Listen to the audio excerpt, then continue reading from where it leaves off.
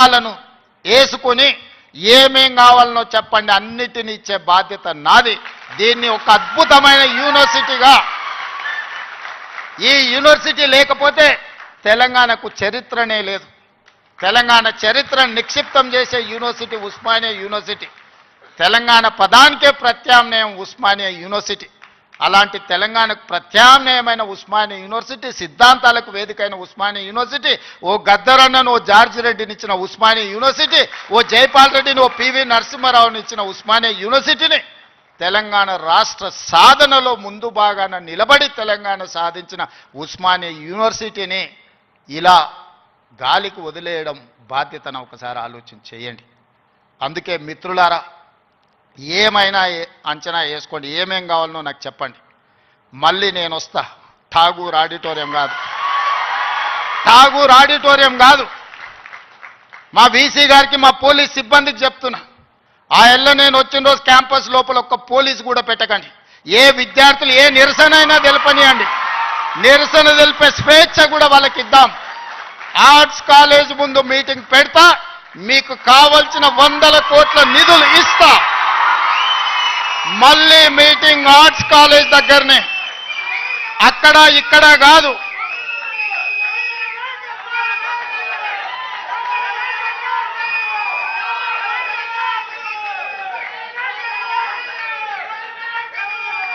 Arts కాలేజ్కి వచ్చిన రోజు డీజీపీ గారికి, సిటీ కమిషనర్ గారికి నేను ఆదేశాలు ఇస్తున్నా, ఒక్క పోలీసు కూడా క్యాంపస్ లోపల ఉండొద్దు, నేను వస్తా. ఎవరు వీళ్ళు? మా తమ్ముళ్ళు, మా చెల్లెళ్ళు తండాలలో, గూడాలలో, మారుమూల పల్లెల్లో పేదరికం రుచి చూసి అభివృద్ధి జరగాలి, డాక్టర్లు, లాయర్లు, ఇంజనీర్లు కావాలి, ఐఏఎస్లు, ఐపీఎస్లు, ఐఎఫ్ఎస్లు అయి ఈ దేశ నిర్మాణంలో భాగస్వాములు కావాలని ఇక్కడికి వచ్చిన వాళ్ళను ఆనాడు ఉన్నాయన గొర్రెలు, బర్రెలు, చేపలు పెంచుకోండి అంటే ఈరోజు డాక్టర్లు, లాయర్లు, ఇంజనీర్లు కాండి, ఐఏఎస్లు, ఐపీఎస్లు కాండి అని నేనంటున్నా. నేను రావద్దా? ఎందుకు రావద్దు? గొర్రెలు, బర్రెలు, చేపలు పెంచుకునేటోనికి నేను రావద్దని కోరుకుండొచ్చు, కానీ డాక్టర్లు, లాయర్లు, ఇంజనీర్లు, ఐఏఎస్లు, ఐపీఎస్లు అయ్యే విద్యార్థులకు నేను రావద్దని నన్ను అడ్డుకోవాలన్న ఆలోచన ఎందుకు ఉంటుంది? ఒకవేళ అడ్డుకుంటే వాళ్ళు వేసే యక్ష ప్రశ్నలకు సమాధానం చెప్పే చిత్తశుద్ధి నాకుంది. తెలివి ఉందా లేదా పక్కన పెడితే నాకు చిత్తశుద్ధి ఉంది. నా చిత్తశుద్ధిని ఎవరు ప్రశ్నించలేరు, ఎవరు శంకించలేరు. అందుకే మీరు అంచనాలు పెంచండి, అంచనాలు వేయండి, అన్ని వివరాలు సేకరించండి. డిసెంబర్ మాసం మనకు అత్యంత కీలకమైన మాసం. Miracle month is December. క్రిస్మస్ని మిరకల్ మంత్ అంటారు, అద్భుతాలు జరిగే నెల అంటారు. డిసెంబర్ 9, 2009కి చరిత్ర పుటలలో ఒక గొప్ప పేజీ ఉన్నది. మొట్టమొదటి తెలంగాణ రాష్ట్ర ప్రకటన డిసెంబర్ 9, 2009 నాడు జరిగింది. అందుకే డిసెంబర్ నెల అంటే నాకు అత్యంత ఇష్టం. మళ్ళీ డిసెంబర్లో ఆర్ట్స్ కాలేజ్ దగ్గర మీటింగ్ పెట్టండి, నేను వస్తా. మీకేం కావాలనో అక్కడికక్కడ అన్ని మంజూరు చేసి జీవో ఇచ్చిపోతా. మొత్తం లెక్క పెట్టండి, ఏం పనులు కావాలో నాకు చెప్పండి. అన్ని రిక్రూట్మెంట్స్తో సహా మీరు ప్రణాళికలు చేసుకోవాల్సింది. నేను మంజూరు చేసేదే నా బాధ్యత. పబ్లిక్ సర్వీస్ కమిషను ఆనాడు గ్రూప్ 1 పరీక్షా పత్రాలు జిరాక్స్ సెంటర్లలో పల్లి బఠానీల కింద అమ్ముకుంటే పబ్లిక్ సర్వీస్ కమిషన్ని ప్రక్షాళన చేసి కొత్తగా నియమించి పరీక్షలు నిర్వహించి దాదాపుగా 85% ఎస్సీ, ఎస్టీ, బీసీ మైనారిటీలు ఈరోజు సెలెక్ట్ అయ్యే పరిస్థితి ఉంటే కొంతమంది అడ్డుకోవాలని కోర్టుకెళ్ళి స్టే తీసుకొచ్చి సంవత్సరాల కొద్దీ 2011లో పబ్లిక్ సర్వీస్ కమిషన్ గ్రూప్ 1 పరీక్షలు జరిగితే 2025 వరకు మళ్ళీ పరీక్షలు జరగలేదు. 14-15 ఏళ్ల తర్వాత నేను పరీక్షలు నిర్వహిస్తే ఫలితాలను ప్రకటించకుండా అడ్డుకుంటారు.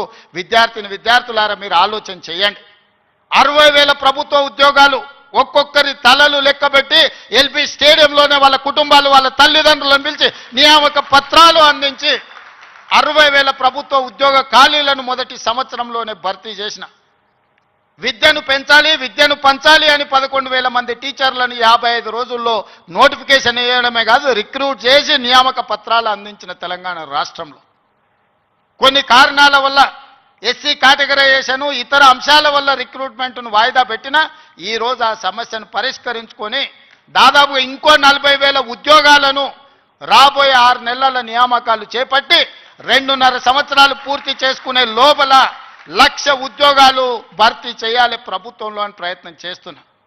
ఇతర దేశాలు ఇతర రాష్ట్రాలు పర్యటించి పెట్టుబడులు తెచ్చి ప్రైవేట్లో దాదాపుగా 20 నెలల 1,50,000 ఉద్యోగాలు ఈరోజు ప్రైవేటు రంగంలో మనం కల్పించినాం. ఈరోజు తెలంగాణ రాష్ట్రము అభివృద్ధి చెందిన రాష్ట్రంగా ఈరోజు వేగంగా ప్రయాణం చేస్తుంది. Self collection of revenue, law and order, policing ప్రతిదీ దేశంలోనే నెంబర్ 1 రాష్ట్రంగా ఈరోజు కేంద్ర ప్రభుత్వం గుర్తించింది. నేను చెప్పట్లేదు, కేంద్ర ప్రభుత్వం నివేదికలు చెప్తున్నాయి. శాంతి భద్రతలను కాపాడడం నుంచి మొదలు పెడితే ఈరోజు నిత్యావసర వస్తువుల ధరలను నియంత్రించడంలో ఇన్ఫ్లేషన్లో కూడా Telangana is lowest inflation state in the country. 1.5. బయట రాష్ట్రాలకి జాతీయ స్థాయిలో 8% ఇన్ఫ్లేషన్ ఉంటే ఇతర రాష్ట్రాల 6-7% ఉంటే నిత్యావసర వస్తువులను నియంత్రించి 1.5% ఇన్ఫ్లేషన్ ఉన్న రాష్ట్రంగా తెలంగాణ మొట్టమొదటి స్థానాన్ని ఆక్రమించింది. ఎన్నడైనా ఆలోచన చేసిండ్రా? సన్న బియ్యం ప్రతి పేదవాడికి 3,10,00,000 మందికి ఈరోజు సన్న బియ్యం తింటున్నారంటే 60 రూపాయల కేజీ ఉన్న సన్న బియ్యం ఇవాళ 45 రూపాయలకే మార్కెట్లో దొరుకుతున్నాయి. అంటే 3,10,00,000 మందికి ఈరోజు రాష్ట్ర ప్రభుత్వం సన్న బియ్యం ఇవ్వడం. రేషన్ కార్డు అడగాలంటే అదో అమెరికా వీసా లాగా ఉండే ఒకనాడు. ఇవాళ ప్రతి పేదవాడికి రేషన్ కార్డు ఇచ్చి ఇంటింటికి వెళ్ళి నీకు రేషన్ కార్డు కావాలన్నా తీసుకో అని చెప్పి ఈరోజు ఇస్తున్న ప్రభుత్వం మనది కాదా? ఈ ప్రభుత్వం ఉన్నదే మీకోసం.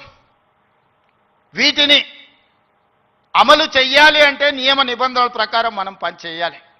ఉద్యోగ నియామకాలు ఇవ్వాలి అంటే నేను నోటిఫికేషన్ ఇవ్వాలి. ప్రభుత్వ శాఖలలో ఖాళీలను తెచ్చుకోవాలి, రేషనలైజేషన్ చేయాలి, ఎక్కడెక్కడ ఖాళీలు ఉన్నాయో గుర్తించాలి. ఆ ఖాళీలను పబ్లిక్ సర్వీస్ కమిషన్కో, పోలీస్ కమిషన్కో, లేకపోతే మెడికల్ అండ్ హెల్త్ డిపార్ట్మెంట్ ద్వారానో ఈరోజు నియామకాలు చేపట్టడానికి ఒక ప్రాసెస్ ఉంది. ఆ ప్రాసెస్ ప్రకారం మనం ఈరోజు చేసుకుంటున్నాం.